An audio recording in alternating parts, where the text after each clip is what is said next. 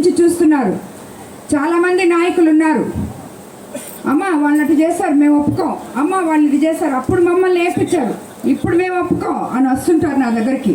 కానీ నేను చెప్పేది ఒకటే, ఎవరు ఏది చేసినా అప్పుడు వాళ్ళు చేశారు, అప్పుడు వాళ్ళు చేసింది తిరిగి మనం చేయాల్సిన అవసరం లేదు. మనము మన అభివృద్ధి ఈ తెలుగుదేశం ప్రభుత్వంలో ఒక పక్కన సంక్షేమము, ఒక పక్కన అభివృద్ధి రాబోయే రోజుల్లో చూపించి మన ప్రభుత్వం ఘనత ఇది అని చూపించాలి. కానీ మీరు కొట్టారు నేను కొడతాను అనడం కరెక్ట్ కాదు. మీరు గ్రావెల్ ఎత్తారు నేను ఎత్తుతాను, మీరు ఇసుకెత్తారు నేను తీసుకుంటాను, మీరు మట్టి తీసుకున్నారు నేను తీసుకుంటాను అనేది కరెక్ట్ కాదని చెప్పి నేను నాయకులకి మరీ చెప్తున్నాను. ఎవ్వరు కూడా అటువంటి పనులకి పాల్పడొద్దని ఈ పడుగుపాడు గ్రామ పంచాయతీలో నాకు తెలిసి చాలా గ్రూపులు ఉన్నాయి. అన్ని గ్రూపుల వాళ్ళకి ఒకటే చెప్తున్నాను, అందరి ధ్యేయం ఒకటే కావాలి. పడుగుపాడు పంచాయతీని అభివృద్ధి పదంలోకి తీసుకుపోవడానికి మనం ఏం చేయాలో కలిసి కట్టుగా మీరందరూ పనిచేయాలి. ఏ రకంగా అయితే మనం ఈరోజు ఎక్కడ కూడా ఐకమత్యం అనేది చాలా అవసరమైన విషయం. ఈరోజు మనం 161 సీట్తో గెలిచామంటే బీజేపీ, జనసేన, మనము తెలుగుదేశం అందరం ఐకమత్యంగా ఉన్నాం కాబట్టి ఈరోజు ఇదంతా సాధించగలిగాం.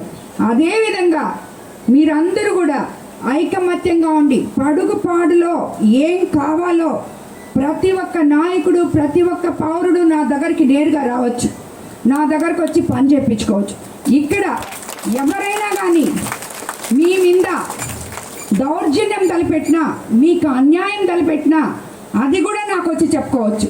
ఎందుకంటే కోవూరు నియోజకవర్గ ప్రజలందరూ తెలుసుకోవాల్సింది ఒకటే, నేను ఎవరిని ఇన్ఛార్జీలుగా పెట్టినా, ఎవరిని నాయకులుగా ఎంకరేజ్ చేసినా, ఏ ప్రజలతో మాట్లాడినా, ఏదైనా సరే అది కోవూరు నియోజకవర్గ ప్రజల మంచి కోసం చేయడమే కానీ దానికి వేరే ఇది లేదు. ఎందుకు ఇన్ఛార్జీలు కూడా ఉన్నారంటే ఇక్కడ మీరందరూ సక్రమంగా కలిసిమెలిసి ఉంటే ఆ ఇన్ఛార్జీలు అవసరం లేదు. మీరే మండల నాయకులు, మీరే నాయకులు, గ్రామ నాయకులు అందరూ ఉన్నారు.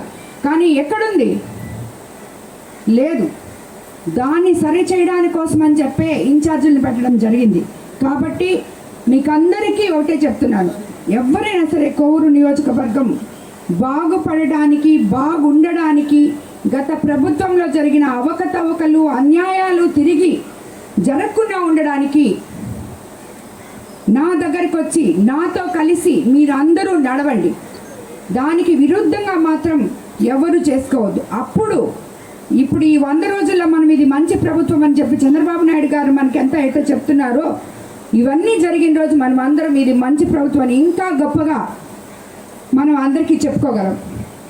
కాబట్టి మీకు అందరికీ నేను తెలియజేసుకునేది ఒకటే, ఎవ్వరు కూడా వివాదరహిత కోవూరు నియోజకవర్గానికి, అవినీతి రహిత కోవూరు నియోజకవర్గానికి మీరందరూ నాతో కలిసి నడవాలని, నేను ఏ కార్యకర్తని కానీ, ఏ నాయకులు కానీ, 5 సంవత్సరాలు జెండా మోసిన ఏ నాయకుడిని, కార్యకర్తని విస్మరించే సమస్య లేదు.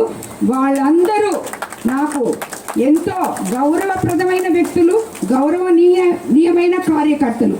కాబట్టి అది మర్చిపోబాకండి.